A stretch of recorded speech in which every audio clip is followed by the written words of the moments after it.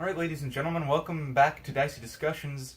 This would be the 4th episode, with episode 2 still being in video hell. I am, as always, your host, Michael Russell, joined by co-host, Andrew Schaefer. Today, we will be talking about magic in general, magical items, and, the availability in which you should have them in your campaign, what's too much and what's too little, curses and cursed items, as well as hyper-realism, the way magic will play into how realistic your game is. As always, you can catch this every other Monday on podcast.com and every other Wednesday in video format on YouTube. Andrew, if you'd like to start us. Okay, so let's talk about one topic I particularly like, and that's the availability of magic. Let's say this, I'm not against the whole high magic thing. It's just that personally, when I run my campaigns, I like to think in some sense that magic is exceptional. It is something that will actually wow a commoner. Now, of course it'll depend between civilization to civilization. I think the elves have a propensity to use magic more than, say, humans, or halflings. But I do think that first of all, it creates a setting in which my casters in my party can use magic to actually impress people and have more of a roleplay aspect rather than just a functional aspect, and it creates something I think makes magic a more interesting tool. I'm kind of with you on that. I like to have a more medium mix with it, but I like the idea of having some civilizations that would have it more than others. In my world, I always like the dwarves. It's next to no magic. You might find the one dwarf in the entire planet that dedicated his life to magic, and he'd be like a 1,000-year-old dwarf, and he's a level 3 caster. He's really bad at it. Yeah. But he's so proud of it because he's the one dwarf with magic, and it took him his entire life to be able to do it. But that makes the interesting thing is let's say you have the party member that's the dwarf, but they pick wizard. It's you are that special dwarf. Yeah. You're gonna go into town, and you're either gonna be praised for the excellence in which no dwarf has ever been able to achieve, or you are gonna be shunned and outcast. I was gonna say he's the weird guy in the town. Yeah, it's because you've betrayed your traditionalist views. It's oh, you're not a mason. Get out of here. Yeah. You're not dwarven royalty. You don't go in the mines. I think it should be mentioned, I just love to stroke my own ego here, is that in previous editions of Dungeons & Dragons, dwarves and gnomes were actually non-magical creatures, so they weren't even supposed to be able to harness magic, cast it. They could use items, but it was a little bit tricky. But, yeah. I like that whole thing, and I sort of liked the way Dragon Age did it, where dwarves, non-magical whatsoever, they had this realm of existence that dwarves couldn't really even get to in their dreams. Wow. It was I don't remember what it was called specifically, but the dwarves had next to no access to it. Mm-hmm. And so it was really interesting because it even had the lore aspect to it. It was yeah, we just can't do that.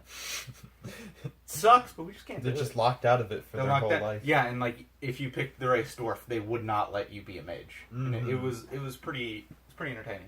Yeah, and I think that I know we're kind of straying here, but that's one of the things that has changed from 5e from say AD&D is that they really opened up the availability of classes. In AD&D it was if you're a dwarf, you're either a thief or a fighter. There's not much else you can really do. But now it's if you want to be a dwarf, you could be a warlock if you wanted to. I feel like that adds, it adds more roleplay aspect to it. Yeah, too. And it's more freedom for the players to be creative or whatnot. So I'm okay with it. I'm just saying that I think it's an interesting change. But okay. I feel it's a change for the better. Yes, absolutely. So going back to magic, let's see. I was going to say that yes, I like the availability, but I like it to be restrained, but also, one of the problems that I've encountered in this is kind of a transition is that I don't like there being a high quantity of magic items available within towns, even cities. I think it should be a fair amount, but it's not high. And not a Sanguis level of magic item. Sanguis is the traveling merchant with it all. That's okay because he's I don't know he's the kooky kind of guy that's you don't know how he got it all, but he did. It's what has Sanguis done in his life that's led him here? You've never seen him cast magic. You just all assume he can. Plot twist, he's a lich. He's just been living so long that he's collected all these items. That's how he did it. You see, it's gonna be real interesting though, because I kind of like agree with you to an extent where it's like I do like the rarity of magic items, but I do like having like this one central person, maybe like throughout the entire world that is like, yeah, sure, if you need magic items, you can always go to him, but you might be on a different continent. Mm-hmm. On that continent, you might not know where to get magic items. But it's like, well, if we just go back here, Yeah. there they will be. Mm-hmm. And so there's always that way. It allows more sort of like choice in what you and like your weapon variety, because there's only a standard weapons. There's only a certain amount in which you can have, and there's no difference in between them. Say like two people have a short sword. They might look different, but there's like no different effects with them. That's why I like magical items, because they give that sort of difference of effect. Yeah, I will say, this is again straying, but one of the things that's kind of bothered me about D&D that I haven't really found a solution to is that weapons, in terms of like how they're made, it's not really easy to apply like significant changes. Like I think it was when I was watching Koibu or Neil Erickson, if you know about him, he had bronze and iron within his campaign. So what he'd do is like bronze is a dice down from iron weapons. So it's like if a dagger does a d4 as iron, then it does a d2, which is just a d4, 1, 2, 3, 4 split. That's a dice down. And so, but I still don't think that's a good solution. And it bothers me that you can't really apply something that makes just the weapons, no magic considered, different. Yeah, that's it's kind of an issue within the game itself, I think. Like if you actually look at the sort of wounding, like the physical picture of the weapon, the way it's made is interesting, because like at the end of the blade it kind of like splits into two almost, and it's like carved out. Like I'd like to get like a normal weapon designed that way, and it'd be something different. Yeah. Like say it's like a short sword. I'd like it to be almost that you can do it that it would work as slashing and piercing damage. Because it's almost like you have two daggers on the end of it, as opposed to just like a normal short sword. Mm-hmm. Yeah. Once again straying, but I think that it's good and cool for weapons to be able to do multiple types of damage. Like I think the whole idea of using a halberd for piercing and slashing is cool, because they have the point on the end which you're supposed to thrust, and the axe end which you're supposed to slash with. But anyway, so magic items, going back to that and the availability of them, I see what you're saying about having like a central point that you can go to, but it maybe might be a journey. So I think the practical way that I try to deal with that is that I'd rather have my adventurer's quest for them. Like, you have the rumor. It's like, oh yeah, there's like this fabled item that was here by this magical well, but you have to go down into it. Who knows what will be down there? Right. But then you'll get to that situation where it's like, they hear the rumor about the one weapon, so they go in with the expectation of it only being one thing, and you might sell it. It might end up just being the one item. So it's like, all right, the party has no magical items. Who's getting it? Say your party is like composed of a dex-based fighter, a paladin, a rogue, and we'll go with a warlock as like your caster. They can all use like the basic variety of swords, like a short sword or a rapier and all that. So say the magical item's a short sword. Who's getting it? Then you have to make the argument. It's like, well, the rogue, depending on your level, could do potentially the most damage with it. So I should get it. And the warlock's like, well, I'm gonna die the easiest. I should get it. It would help protect me the most. And then you get that interesting conflict within the players. Yeah. That's something I've never really ever been able to resolve. Like, I'll tell you this much, a little anecdote. When we were in like middle school playing D&D, like 8th grade, I would actually have players roll a d20 if there was a dispute, and the highest would get it. Like, they'd talk it out, but eventually they'd come to a complete disagreement and say, I want it. And, I said, okay, roll d20s. The highest gets it. Yeah, and it almost goes into that situation where it's like, imagine it being real life, and you have the dispute. Like, back in the old times, you have, like, a dispute for land or something. There's no real way to settle it where it's fair. It's just going to end up being like an all-out brawl. You're going to fight, and like you're going to end up killing potentially the person that's opposing you. So imagine that going into the party, and it's like, well, no, I want it. So now you have like a 1v1v1v1 in the party. It's the party against itself, trying to decide who gets the magic item. In which case, now the rogues probably never going to get to use their sneak attack because they have no ally.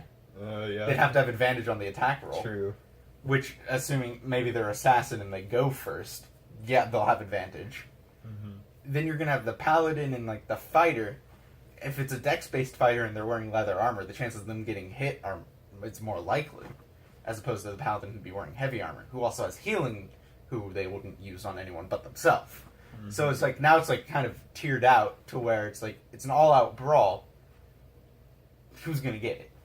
And then you're going to have hurt feelings at the end. Yeah, that's another thing, is that the whole party's going to get salty, and I think we can speak from experience. Salty parties do not work well. No, salty parties do not work well. Mites. In any case. So, yeah, I think that, questing for it is good, but that's one of the things I actually do keep in mind when I have magic item distribution, even though I don't like high availability of items, is that I might have one thing coincidentally for each of my party members, even though it's kind of it shouldn't be that way. I just don't want my players bitching at each other or me. So yeah. So I want to move on to curses and cursed magical items, because in the situation when you hear of the rumor of the magical item, in all honesty, probably cursed. Well, you need to keep an open mind here. You're going to hear a rumor about a magical item. I like to view it as the chances are it was spread by an evil person, and they know the item's cursed. Mm-hmm. And so you're going to get down there, say it's like a suit of armor, and you put it on, and then you're cursed, you can't take it off. Like that one situation. Yeah. Which is going to make sleeping a nightmare for you. You're going to wake up with exhaustion. Say it's like a really cruddy piece of armor too, like it's a medium armor. Yeah. Then and you're like a fighter or a rogue, and then you're screwed. It's so having curses in that way I find interesting, but what really intrigues me more is having the magic item salesperson have cursed items that they don't know about and sell them to the party on accident. Oh my.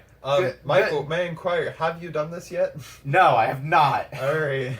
I'm gonna make sure I keep an open mind the next time I visit Sanguis's I don't think Valen would ever keep an open mind about that. Oh, really? No, I don't think he would. I think he trusts Sanguis a little too much. Because, in all honesty, there might be a time where the magic item salesman glosses over a thing about it. Yeah. So, in actuality, it's actually fairly likely that magic item salesman would have a cursed item. Mm-hmm. Not like a seriously damaging cursed item, but maybe because that would be apparent. Yeah, maybe like that armor we were talking about earlier, where it's you're stuck with it now.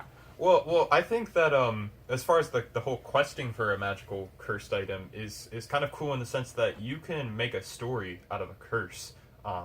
That's like a lot of actual fairy tales are about breaking a curse. So what you can do is have this player have a curse where his, skin is decaying slowly, and eventually he'll just die because your skin's dead. That's not exactly the greatest thing, right?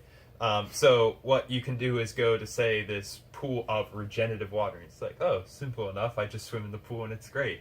But in fact, there's a harpy or a siren there that's guarding the pool. That's a very archetypal thing. But that's a great quest that the players can go on, where they're all trying to not be seduced by said siren, and there's a fight and a battle, and the curse is undone. Whatever. So either the curse is undone or the entire party's dead. Or the entire party's dead, but at least they were happy when they died. Were they? Sirens, who wouldn't know that? In any case. I think that making quests out of curses is a great way to have a nice side quest addition to your master campaign. You could almost also have that cursed item be the center focus of a campaign too. Yeah. Say a king gets an item that twists his mind, and he starts turning into a lich almost, and so a disease spreads throughout the town, and you have to figure out a solution to it that may end up being just killing the king, or there might be a cure to it. So you can either take the easy path or the hard path, and I feel like that could create an interesting... Michael, I have to say, I don't think killing a lich is the easy path. I didn't say he was a lich. Alright. I said he was turning into a lich. Alright. So let's say he's he's half a lich. That's still challenge rating 10. Gets to the castle. Turns out he's a demi-lich. Oh, yeah. He just transformed into a Balrog, as far as I can see. So, as you approach the town, there is no longer a town. Standing in the center is the Tarrasque. Roll for initiative. Ah, shit. You notice he has like the smallest crown over his head. Fuck. I thought you said he was turning into a lich. Some strange things happens with cursed items, guys. He's a Tarrasque now. So that goes into what we were going to talk about, and that's just curses themselves. I don't think I've actually ever used like a major curse in any I haven't really used a curse either. Like the extent of what we've used would have been like the ghost's aging effect, but that's not a curse. That's a monster ability. Yeah, but I mean, I guess like usually a curse is going to be delivered by a master villain. Like that's the typical thing. Is like either a master villain or someone you're really pissed off. Yeah, I could see that too, and that could be the main quest or a side quest, and that's the great thing is that you've got availability with it. But what are like some good curses that would not only affect the players, but also like the environment that they're in? One that I'd always love to use is, say you have that dwarf, right? Mm-hmm. And he gets cursed with fast aging, so he ages like a human now. That would be really detrimental to like a dwarf or someone with a huge lifespan, because you're like cutting that down to like 1/32 of what it used to be. Mm-hmm. I'd imagine the dwarf would want to get that fixed. Yeah. One of the things that I like to do that's environmental, but it's very typical, but is to have the decay in the land, where it's like you have unfertile soil, trees dying, whatever. But it's basically affecting the prosperity of said kingdom, and then you can have the players go on the quest to fix it, and they're noble heroes. Alright, now I want to pitch the scenario to you. Say that happens, but it's like one that can't spread through water or whatever, and it's on like an island nation or whatever. The players could just be like, fuck it, I don't care. Well, yeah. And then it's happens. That'll happen. I've had experience with that. Kingdom is now a confederacy. What? But yeah, it'll get to the point where it's like, say it's too challenging, or the players just really don't actually care about that nation. And they're the only hope for it. But in reality, come on, there's like other adventurers. Even if they're at like a low level, there'd be other people that would probably do it too. Yeah. That I'm sidetracking here, but that always has been something that I've wanted to do. Just like a group of adventurers goes into one place, and they're met with another group of adventurers. It's like, what are you guys doing here? They're like level 20, got all these epic magic items. No, not even that. They're like 2 or so levels higher than you. And you're like, what are you guys doing here? And it's like, oh, we're on vacation. We figured we'd help out this little town. It's no big deal to us. We've done stuff like this before. Yeah. And so it's like, you're looking up at the people that used to be you, basically. Imagine it's like a mirror image party. They have a fight or two. They got a rogue. Instead of a wizard, they have a sorcerer. Yeah. And it's like, Welsh. And like the gnome, like say your party was like a gnome wizard, they have a dwarf sorcerer, like kind of the same party but slightly different, to the point where it's like, well shit, they're us, but they're better than us. Yeah, and it would be great is if you have them like step on your toes. It's like you say, oh, I'm here to like see what this bounty's about. Oh, we already got some people dealing with that. Who? Just a group of adventurers. Yeah. If I remember correctly, it's like son of a. Yeah. So, I just want to make a cultural reference here. Knights of Pen and Paper, at least the first one. I haven't played the second one. I played the second one. That happens. Oh, it happens in the first one? Yeah, it happens in the first one. Is that, I don't know if, I think they come from a different world, but in any case, yeah, they're adventurers. They have, like, the priest, the rogue, the wizard, the whole shebang. Yeah, so, that's not it. Nothing like that happens in the second game. That's funny. So, alright, so let's see, we have curses, and then we had, hyperrealism. Hyperrealism and the way magic would affect into that. So, as far as hyperrealism, one of the things that immediately comes into my mind when it interacts with magic is, wounds and healing. Because it's very odd to think that, okay, so like, in the absolute realistic world, it's like, a wound's a pretty big deal, and healing it, just with bandages and medicine and things like that, it takes a lot of effort. But if you just have cure wounds, I mean, it just go and it's gone. Unless you have, say, the things like the wound penalty requirements, on the wound chart in the DM's guide, where it's like, oh, you need 5th level healing magic or something like that in order to heal the wound.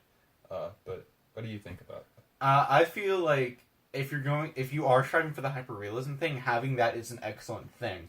Like I always imagined it to where it was like, you have cure wounds, and so say someone has like major 3rd-degree burns. Cure wounds is not going to fix that. In no way is cure wounds going to solve like someone having 3rd-degree burns all over their body. You might help like cool them down a bit. You get like the hit points. Yeah, back. you'd get the hit points, but that person's still going to be burned. Yeah. And that's the issue. So you need like mass cure wounds or something like that. Mhm. Like a power word heal, something of a higher variety that would be able to fix a more severe injury.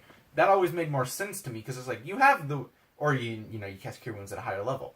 Because at what point does it start to make sense? Because having a 1st level spell, the idea is it's weaker than the higher level spells. Mm-hmm. But if that lower level spell can fix all the things that the higher level ones have, like when does it become the point of even getting those? Yeah. So, and that I'm thinking now, like another little thing is lighting. Like if you'll know that we have a couple of friends that are very sticklers about let's say the side effects of certain lighting, like torches.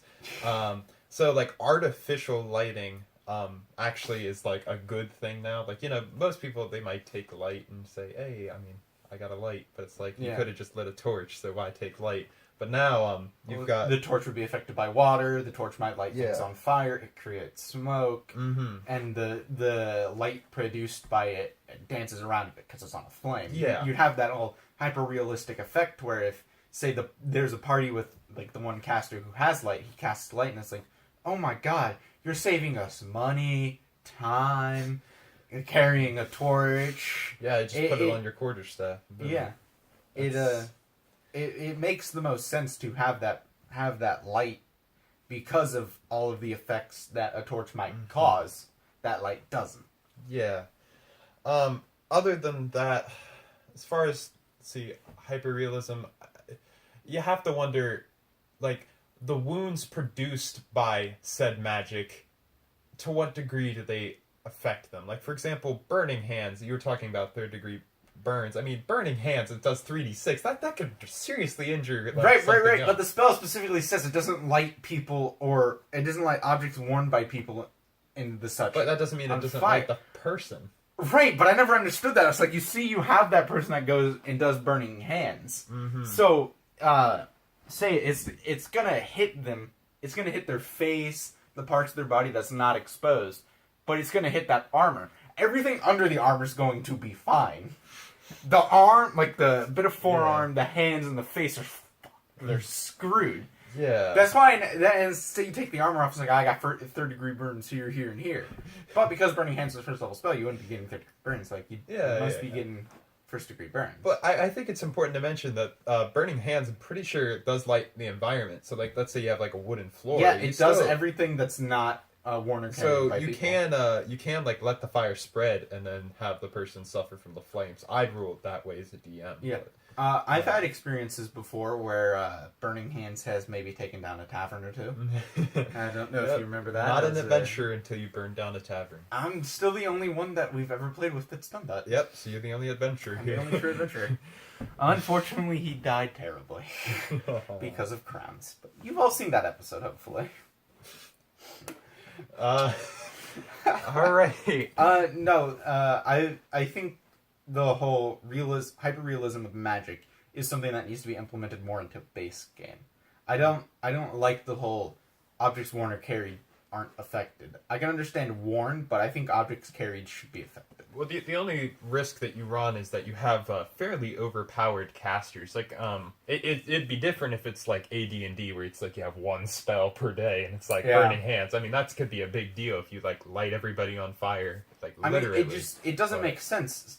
Like, the magic affects, say, the ground in front of you, but not like maybe the torch you're carrying. Mm-hmm. Like, let's go to the situation, right? You don't have any way to start a fire on a torch. So your fighter's holding the torch, and your caster's gonna light it on fire with magic. He can't do that. He's carrying the torch. The fighter has to put the torch down for the caster for the caster to light on fire. That doesn't make sense. Oh, all right, In no regard does I'm that just make gonna say, sense. as a DM, I'd make an exception to that, but like I No, totally Andrew. understand what you're saying here. I totally understand. Andrew, if you make the exception that one time, the party members are going to be like, well, why can't I light that thing on fire? the that matrix person's has been carrying?" broken. Yeah. But what I'm saying is, like, I agree with you completely on the actual realistic side of this. I'm just saying That's that why I'm saying if you're running the hyper-realistic campaign, it makes sense to get rid of the whole doesn't light things on fire that are worn or carried. I'm just And thinking, how can you nerf it in Okay, well, counter that? here's the thing, right? The fire doesn't last forever. It's on you. Maybe it lasts like a round or two, and you just suffer 1 fire damage from it. You don't have to make it an obscene amount of damage. You're not going to take the 3d6 again. Yeah. You don't have to make it an obscene amount of damage. All right. And, like, you could put yourself out to make it go, and that's a bonus action. So, say, that would really hamper a rogue who actually can use their bonus action for something, as opposed to the fighter who rarely would use their bonus action.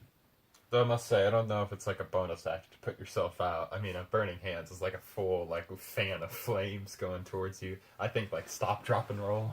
Stop, drop, and roll sounds like a bonus action to me. Really? How long does it take for you to stop, drop, and roll, Michael? Well, think of it this way: if you're going into combat with the guy, right? Say the mage was only or the wizard was only 15 feet away from you, and you're the wood elf with 35 feet of movement. You stop, drop, and roll, and continue the movement. You just add it into movement. You can just add it into movement. At that Okay, point. so you're saying say it doubles your you movement. roll towards where you're going. Yes. It uses, but here's the way you do it, so it's not obscenely. Because if it's your action, then it becomes absurd in the terms of putting yourself out. Yeah. Well, If you're going to do stop, drop, and roll, it's bonus action plus a bit of movement. okay. I can agree with that. It's just that. Okay, so you have 6 seconds in a turn, right? Mm-hmm. So you need to both stop, drop, and roll, and attack if you use your action, right? Because, I mean, technically, by your verdict, you still have your action. So you could theoretically attack. So is it like you attack into your roll, or... No, you go into the roll, and as you come up, you slap. Okay, see, if you're, playing a monk, a ranger, a rogue, any of those, I might see that. But if you're playing, a fighter, you're like Dex-based fighter. Dex-based fighter. Dex-based... No, I How mean, come with their heavy armor, it's like... If you're a Dex-based fighter, you're not having heavy armor. Also, okay, so I want to ask you this, though. It's like, there's some items like, say, bows. Their strings would be burned. That would be, a serious... Yes, they thing. would. They would Yeah. at that point. And Or also... they'd catch fire, and you'd have to put it out. To what degree would dex saves play against being on fire? And what about evasion by the rogue? Is that Here's how we complete avoiding?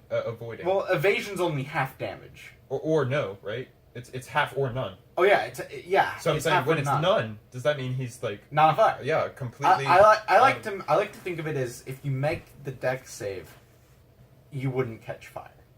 You'd still suffer a bit of damage, but you've somehow So you managed get to the not blazes catch fire. on you, it's Yeah. just little. Yeah, so evasion wouldn't really affect it that much. All right.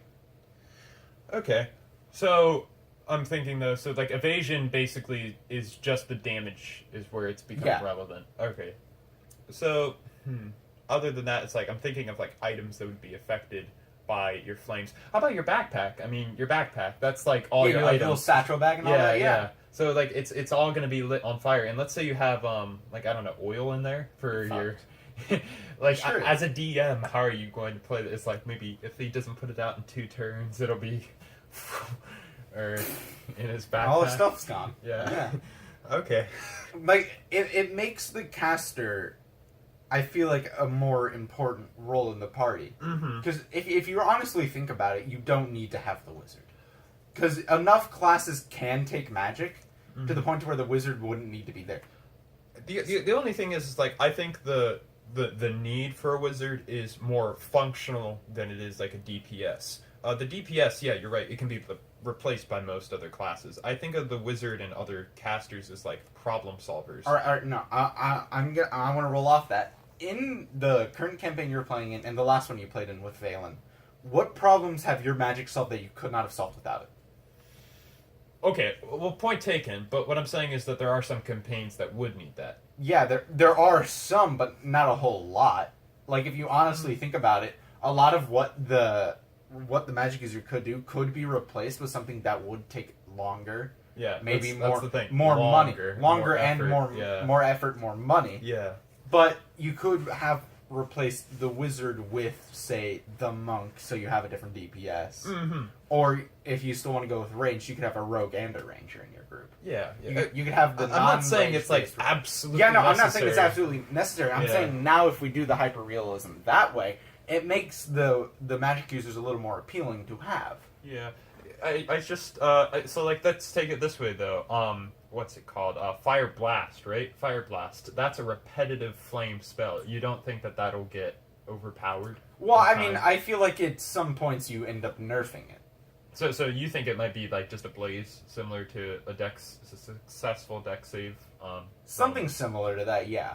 Maybe it's like if you do 9 damage or more, then you set it on fire. I don't know. Yeah, something like that. So okay. But there would be instances where you'd have to nerf it. Yeah, absolutely. Okay, and burning or what's it? Fire Blast. You could like still light stuff. I think that's in the base game, right? Can you light stuff? You want stuff on fire. All right. So okay, that's interesting. Casting and the damage outputs in interaction with that. Here's a interesting one. Is that poison based spells? Would you have that like? How do I say? Have the poisoning effect of that last longer? Because I mean, I don't know. It seems kind of trivial, but I never really understood poison-based magic. I didn't kind of get like poison spray and all of that. Like it didn't seem very functional to have someone get poisoned. I feel like it's biological warfare before you have biological weapons. That's what it's like. So right, I understand the purpose of that, but it didn't seem very effective to me. Like the poison condition, chemical warfare. The poison condition isn't really that good necessarily. What's it? It's disadvantage on checks. I think it's disadvantage on ability checks. Yeah.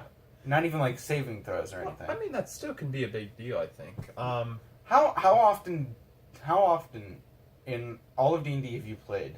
Do you actually make ability checks during normal combat though? So like to grapple onto people, to get on top of large creatures. How often do the enemies do that though? This is the point you have to think about it. All right. Rarely do the enemies actually ever cast a poison-based spell. The party members do, but how often does that actually come into effect with enemies? Yeah.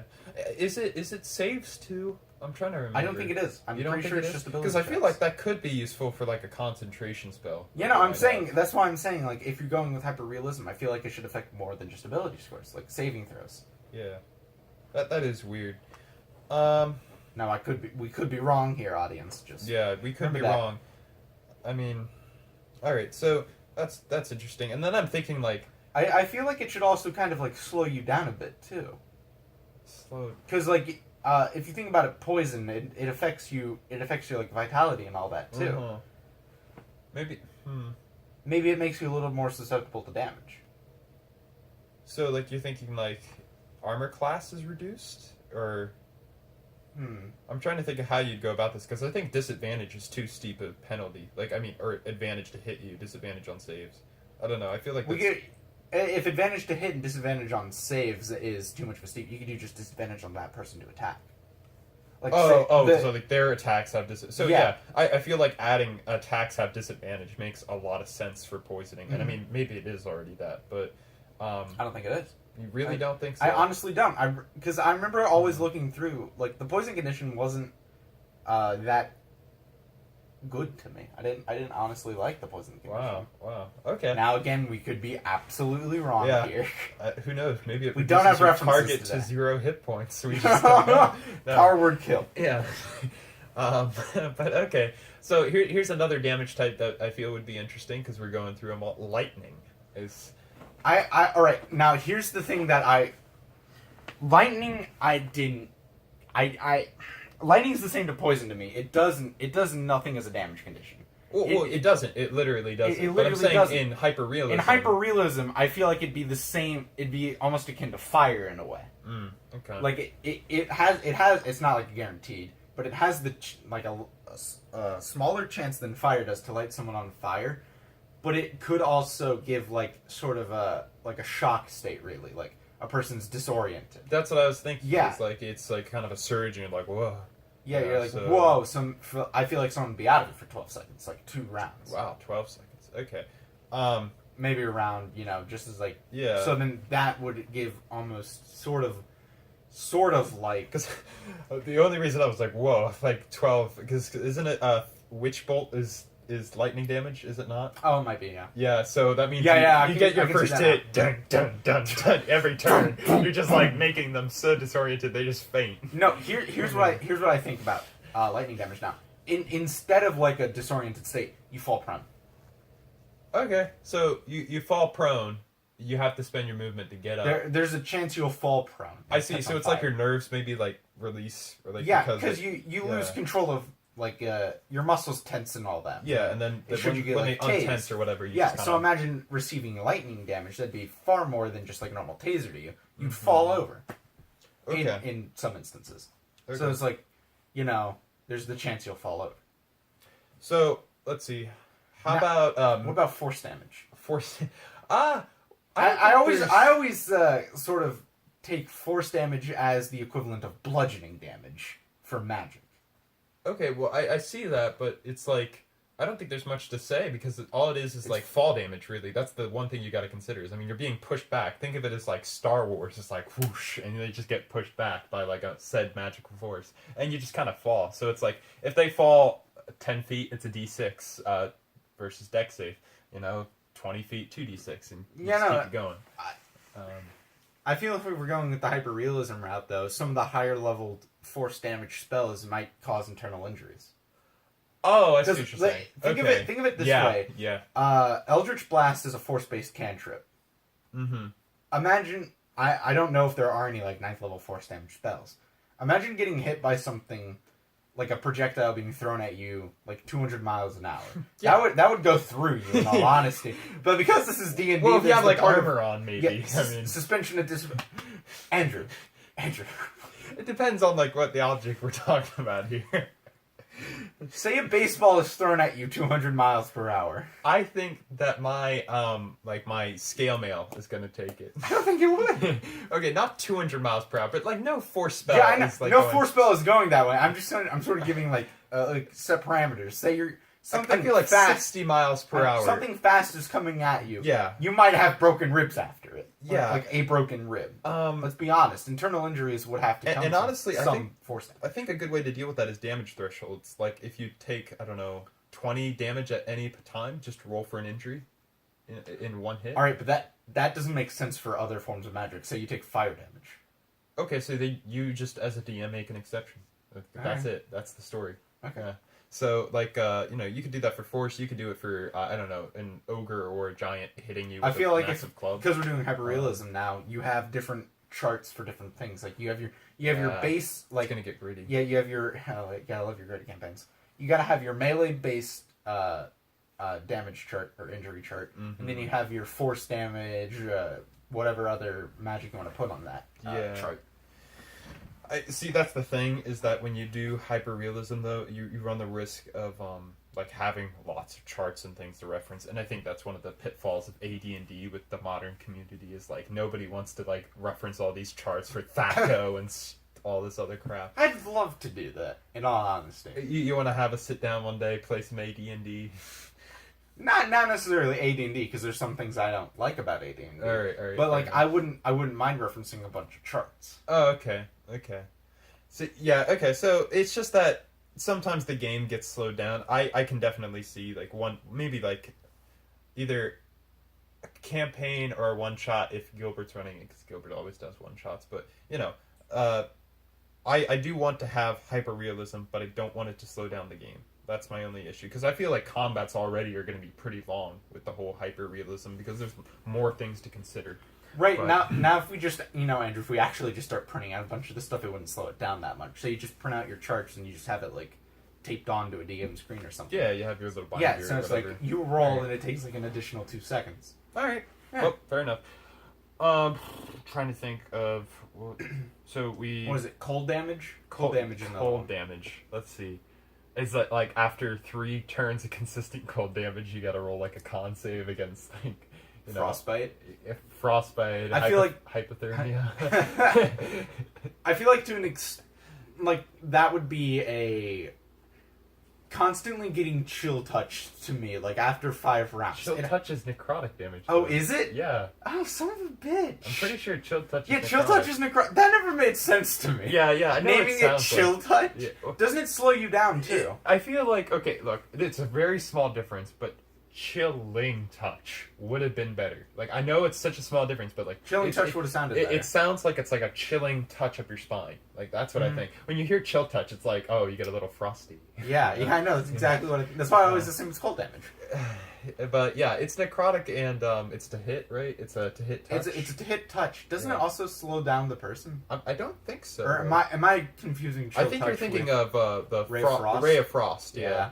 Which is Alright, so now that I know the name of it. So like I feel like hypothermia and frostbite and all that is an extreme, so it has to take longer to do it.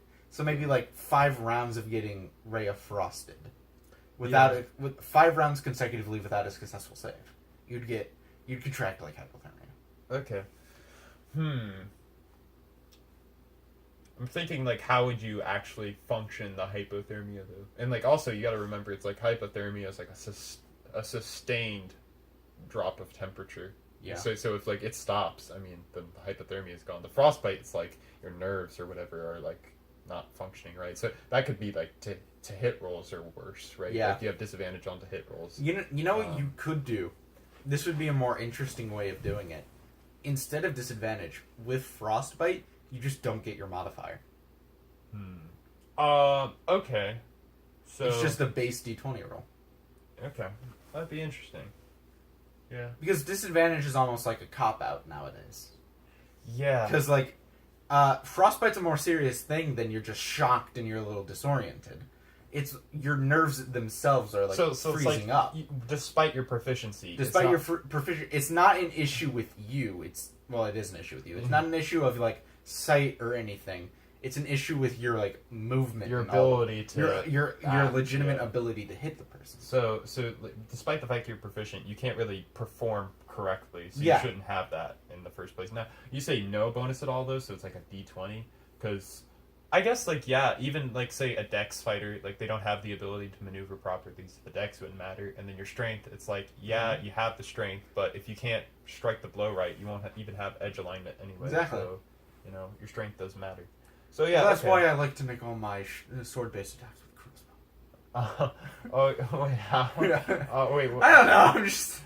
Imagine a charisma-based fighter. Well, see, that's okay. I just want to. This is about magic anyway. Lore Master doesn't make sense. As cool as it doesn't make sense. It's like Whoa, make a talking about charisma shoutouts. save. Make a charisma save for fire damage. It's like, It doesn't make any sense. I'm a charm this fire. Jesus. Oh my god, that fire's so beautiful. You are so hot. All right.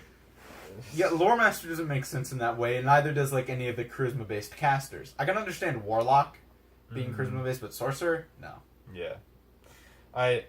You see, like, Warlock, it's, like, maybe arguably, like, you're negotiating with your god to channel the magic. That's what I'm thinking. Your god, your demon, your demon. otherworldly being. You know what I yeah. mean. I say god because it's, like, you know, patron Yeah. god, but whatever. And then Sorcerer, it's, like, yes, you have the advantage of having it flow through your blood, but I still don't think that makes it charisma. I feel like it should be wisdom.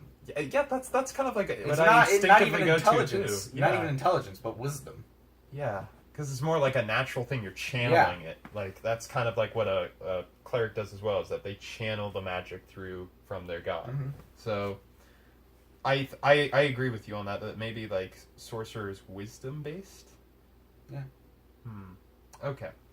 Well, I think that I feel like that covers most of what we were talking about. yeah. So Kind of a rant, but it was good talk. It was a good talk. Thank you for joining us for this 4th episode of Dicey Discussions. And if you liked it, do comment about your opinions of what we shared. Because after all, this is a discussion. We would love to hear your opinions of the topics that we discussed, to help us and really help yourself better improve or just have a different, more enjoyable experience within the tabletop realm. So until next time, you take care.